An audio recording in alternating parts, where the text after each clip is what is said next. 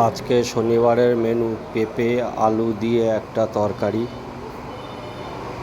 এটা আমের ডাল, মুসুরির ডাল, আম ডাল, এটা হচ্ছে রুই মাছের ঝোল একদম হালকা তেল দিয়ে, এটা হচ্ছে তেলাপিয়া মাছের ঝাল,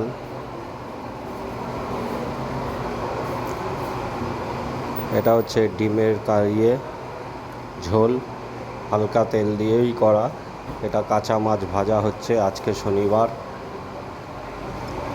তারপরে আছে এই যে দেখুন, এটা হচ্ছে ট্যাংরা মাছ, গোটা ট্যাংরা, ছোট ছোট গোটা ট্যাংরা। তারপরে এই যে মাছ ভাজছি, আমার মাই ভাজছে, গরম যারা মাছ খেতে চায়। আর এটা হচ্ছে শাক ভাজা হচ্ছে, কলমি শাক।